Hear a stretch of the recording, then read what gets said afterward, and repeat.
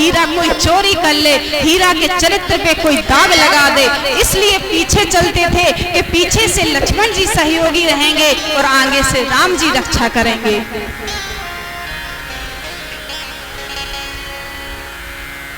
राम जी बोले लक्ष्मण अब समझे? बोले हाँ हम समझ गए। अब राम जी ने अपना रूप मैया को दिखाया है। आज सती माता का हृदय कांप गया है, ये मुझसे क्या हो गया? वहाँ से भागती है, मुझे क्षमा कर देना। भागी एक पत्थर पर जाकर बैठ गई, हाथ पैर कांप रहे, अब क्या करूंगी, अब क्या करूंगी। जब कांपते कांपते सती जी ने आंखें खोली तो देखती हैं कि बगल में राम लक्ष्मण सीता जी स्वयं साक्षात खड़े हैं। इस तरफ मुंह घुमाती हैं तो राम लक्ष्मण सीता जी साक्षात खड़े हैं। जिधर देखती हैं राम लक्ष्मण सीता जी। माता घबरा गई, ये तो स्वयं भगवान है, मैंने इन पे संशय कर लिया। अब भोलेनाथ जी जिनका मैंने अपमान कर दिया है, अब उनसे क्या कहूंगी? अब वहां जाऊंगी तो क्या कहूंगी कि मैंने उनकी परीक्षा ली है और वही भगवान है। भोलेनाथ जी एक बट वृक्ष के नीचे बैठे बैठे माता का इंतजार कर रहे थे कि देवी लौट के आए। देवी जी लौट के गई, बड़ी डरी हैं। भोलेनाथ जी ने कहा देवी क्या परीक्षा ले आई? तो यहाँ सती माता ने फिर तीसरा पाप कर दिया, फिर तीसरी बार झूठ बोल गई। बोली कछु न परीक्षा ली गुसाई, कीन प्रणाम तुम्हारे नाई। बोले कोई परीक्षा नहीं ली है प्रभु, जैसे आप प्रणाम करते हो वैसे ही प्रणाम किया है और वापस लौट आई। भोलेनाथ जी बोले कि सती ऐसे कैसे बिना परीक्षा की लौट आई है? मुझे तो संशय हो रहा है, क्योंकि जब मैंने कहा था सती को तभी मना करना था कि मैं परीक्षा लेने नहीं जाऊंगी, मैं आपकी ही बात को सत्य मानूंगी। तब इन्होंने मेरे जवान को मेरी बात को सत्य नहीं माना, फिर ये परीक्षा लेने बिना परीक्षा लिए वापस कैसे आ गए? समाधि लगाई, आंखें बंद की। भोलेनाथ जी ने देखा तो पूरी घटना सामने आ गई। भोलेनाथ जी ने मन ही मन विचार किया कि सती के शरीर से अब मेरी कभी भेंट नहीं होगी, लेकिन सती से अगर बोल देंगे तो इन्हें कष्ट भी बहुत होगा। सती चरित्र से खराब नहीं है, लेकिन सती का एक छोटा सा संशय उन्हें बर्बाद कर गया है। मैं सती से इसलिए बुराई नहीं लूंगा, इसलिए इन्हें बुरा नहीं करूंगा, इसलिए इन्हें नहीं त्यागूंगा, क्योंकि चरित्र से बहुत अच्छी हैं। ये मेरे लिए ही सब कुछ त्याग करती आई हैं, इसलिए मैंने दुखी भी नहीं करूंगा। भोलेनाथ जी ने सिर्फ मन ही मन विचार किया। वो बीते संवत 87 कई हजार वर्षों बाद की समाधि लगा ली भोलेनाथ जी ने। माता सती बैठी हैं, इंतजार कर रही है, प्रतीक्षा कर रही है, मेरे भोलेनाथ जी कब जागेंगे, कब मुझसे कहेंगे सती कैसी हो। वो भी सारी सेवा करती रही। जब 87,000 वर्ष बीत गए तो भोलेनाथ जी ने अपनी आंखें खोली तो देखा कि जगतपति जाग गए हैं, भोलेनाथ जी जाग गए हैं। सती पास गई, भगवान वाम अंग में उन्हें बैठाया करते थे। भोलेनाथ जी ने नीचे बैठने के लिए इशारा कर दिया। सती माता समझ गई कि आज मेरे प्रभु ने मुझे बगल में बैठने के लिए नहीं कहा, इशारा कर दिया है, इसका मतलब भोलेनाथ जी ने मुझे त्याग दिया है। वो कहे या ना कहे मुझे त्याग दिया। सती को दुखी देखा तो भोलेनाथ जी ने सोचा कि ये दुखी हो गई हैं, भिन्न भिन्न प्रकार की कथाएं सुनाने लगे हैं। कथा सुनाते रहे। थोड़े समय बाद सती माता देखती हैं कि मेरे कैलाश से बड़े सुंदर सुंदर विमान निकल रहे हैं, बड़े सुंदर सुंदर गायन हो रहे हैं, ये सब कहाँ जा रहे हैं? बोली स्वामी ये बताइए कि ये सुंदर विमान सज धज कर कहाँ जा रहे हैं, वो भी हमारे कैलाश से? बोले अरे ये सभी देवी देवता जो हैं, ये आपके जो पिताजी हैं ना दक्ष प्रजापति, उन्होंने एक बहुत बड़े यज्ञ का आयोजन किया है, वहां जा रहे हैं। बोले मेरे पिताजी ने आयोजन किया और मुझे नहीं बुलाया? कोई पिता कोई पुत्री, किसी पिता के घर कोई आयोजन हो और अपनी पुत्री को ना बुलाए, कहते हैं मायके में पुत्री को अपने पिता से ही सबसे ज्यादा प्रेम होता है। एक पिता कितनी भी डांट लगा दे, कितनी भी फटकार लगा दे, लेकिन पुत्री मरेगी तो सिर्फ अपने पिता को, उसके बारे में ही सोचेगी। मेरा पिता तो है, मैं सारे संसार से लड़ जाऊंगी, मेरा पिता तो है मेरे पास। मुझे किसी की जरूरत नहीं, मुझे किसी से डरने की जरूरत नहीं। आज सती दुखी हो गई है, ऐसा कैसे हो सकता है? मेरे पिताजी ने इतना भव्य और बड़ा आयोजन किया और मुझे सूचना तक नहीं। ये सब जा रहे हैं, फिर हमें सूचना क्यों नहीं? भोलेनाथ जी ने कथा सुनाई, बोले एक बार ऐसा ऐसा था, हमने प्रणाम नहीं किया तो आपके पिताजी रुष्ट हो गए हैं। पुत्री का हृदय, पुत्री बोली प्रभु आप नहीं जा रहे हैं तो कोई बात नहीं, मेरे पिता का घर है, क्या मैं चली जाऊं? भोलेनाथ जी ने बहुत समझाया, देखो बिन बुलाए नहीं जाना चाहिए। बोले मेरे पिता का घर है, उन्होंने मुझे जन्म दिया, उन्होंने मुझे बड़ा किया है, उनके घर बिना बुलाए चले जाना चाहिए। भोलेनाथ जी बोले कि 3 घरों में बिन बुलाए जाना चाहिए, पिता के घर, गुरु के घर और मित्र के घर। लेकिन आपके जाने से अगर इन 3 घरों में भी दुख हो जाए, उनको कष्ट हो जाए कि अरे हमने बुलाए ही नहीं, ये बिन बुलाए भी आ गए, खुशी ना हो, तो उधर भी नहीं जाना चाहिए। आपके ऊपर कितनी भी विपत्ति हो, अगर आपके जाने से सामने वाले को खुशी ना हो तो आपको इन 3 घरों में भी नहीं जाना चाहिए। भोलेनाथ जी बहुत समझाते हैं, लेकिन माता सती नहीं समझी। बोली नहीं स्वामी, मेरा बहुत मन है, मेरे पिता के यहाँ आयोजन है, मैं जाना चाहती हूँ। सती माता की ऐसी बात सुनी तो भोलेनाथ जी बोले नंदी एक काम करो, माता तो आपकी मान नहीं रही, तुम इनके साथ चले जाओ। भोलेनाथ जी मन में विचार कर रहे हैं, अब सती लौट के हमें नहीं मिलने वाली। सती हट करके जा रही हैं, बिन बुलाए जा रही हैं, अब सती से हमारी भेंट नहीं होगी। सती माता चली है। पिता भवन जब गई भवानी, दक्ष त्रास काहू न सनमानी। पिता के भवन जैसे पहुंची तो दक्ष प्रजापति ने पहले ही कहला दिया था सभी से कि सती अगर आ भी जाए तो कोई भी उनसे बात नहीं करेगा, कोई भी उनसे बोलेगा नहीं। सती मैया जैसे ही पहुंची तो देखती हैं कि पिता ने मुंह बना लिया है, पिता ने मुंह फेर लिया है। सती को बड़ा दुख हुआ। कोई पिता किसी से रुष्ट होता है पर अपनी संतान से नहीं। मेरा पिता कैसा अहंकार में आ गया है कि आज मुझे देखना, मैं सामने खड़ी हूँ, मुझे देख के मुंह फेर लिया है। सती ने कुछ नहीं कहा। सती थोड़ी आगे बढ़ी, बहनें भी मुंह बना रही हैं।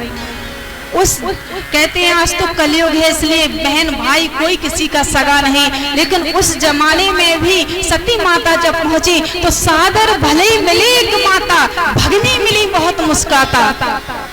सिर्फ एक माँ थी जिन्होंने अपनी पुत्री को देखा तो हृदय से लगा लिया और बहनें हंस रही हैं, अरे देखो बिन बुलाए आ गई है, देखो पिताजी को पता चलेगा तो अभी देख लो क्या होगा, बिन बुलाए आ गई, कोई इज्जत ही नहीं है, सब हंस रही हैं। सती ने देखा कि अरे बहन तो बहन से इतना प्यार करती है, लेकिन यहाँ मेरी बहनें मुझ पे हंस रही हैं।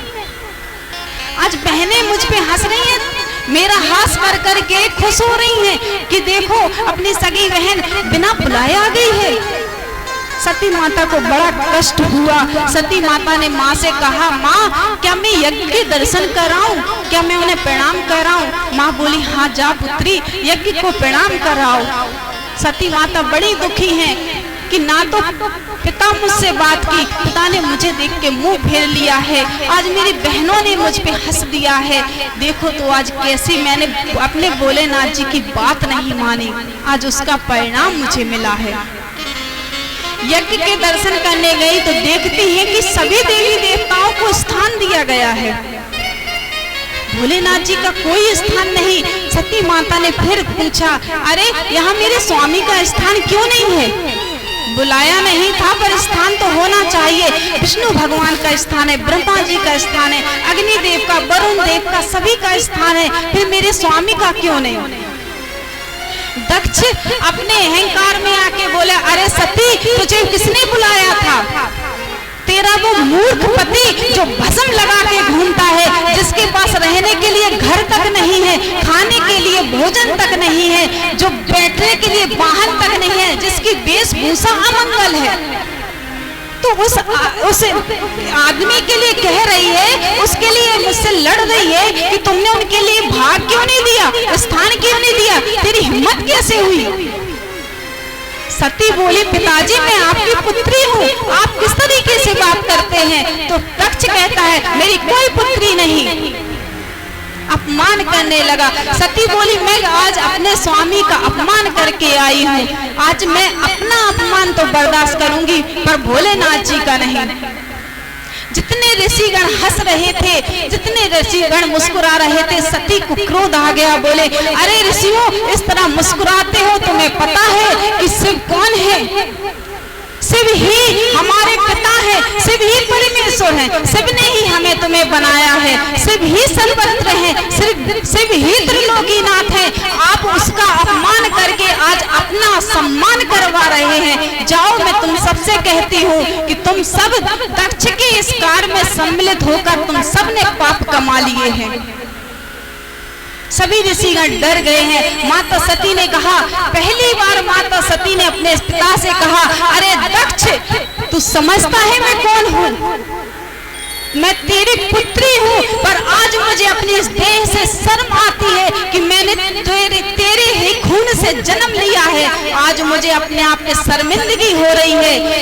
मैं आज अपने इस देह को, शरीर को मिटा दूंगी, क्योंकि मैं दक्ष प्रजापति के खून से जन्मी हूँ।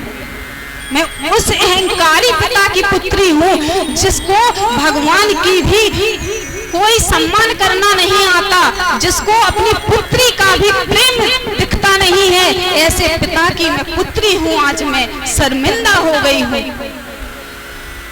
दक्ष अहंकार में रहा, दक्ष ने समझा नहीं। माता सती कहती हैं कि तुम जानते हो मैं स्वयं आदि शक्ति हूँ। माता सती ने कहा, अब इस देह का कोई काम नहीं है। अग्निदेव को प्रकट किया, अग्निदेव से कहा, हे अग्निदेव, मेरी इस देह को जला दीजिए। अग्निदेव प्रणाम करने लगे, बोले, माँ आप तो आदि शक्ति भवानी हैं, ज्वाला हैं आप, मुझे भी आपसे तेज मिलता है, इसलिए मुझ में इतना सामर्थ्य नहीं कि मैं आपकी देह को जला सकूं, मुझे क्षमा कर देना।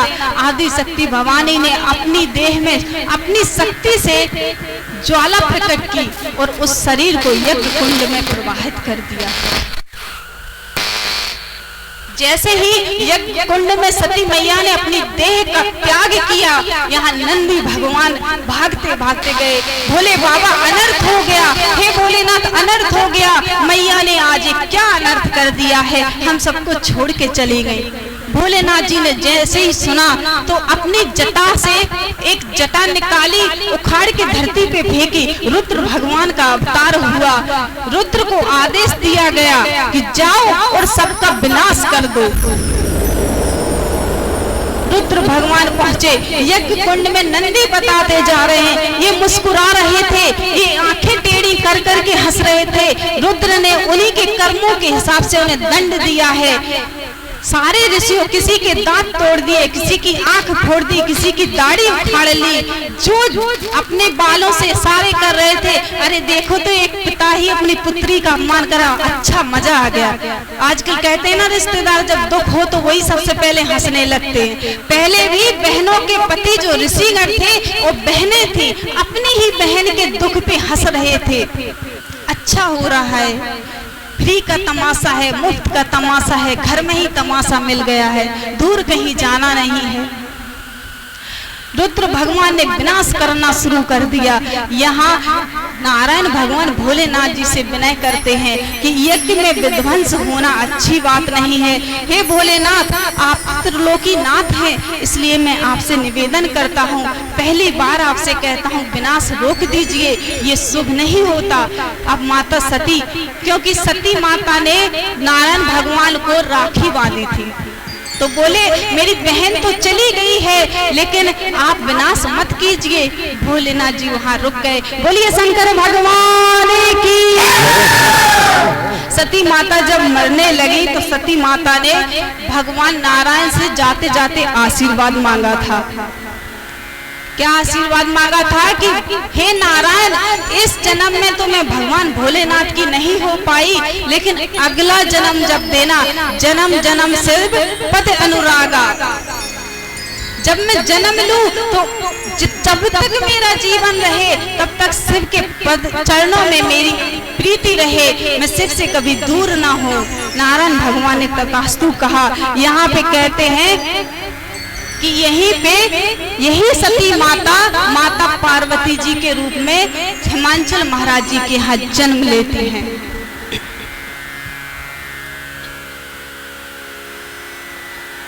साढ़े 5 बज गए हैं, तो अगर आप सबको घर जाना हो तो इसी कथा को कल आगे श्रवण कराएंगे, कल भगवान का विवाह करवाएंगे।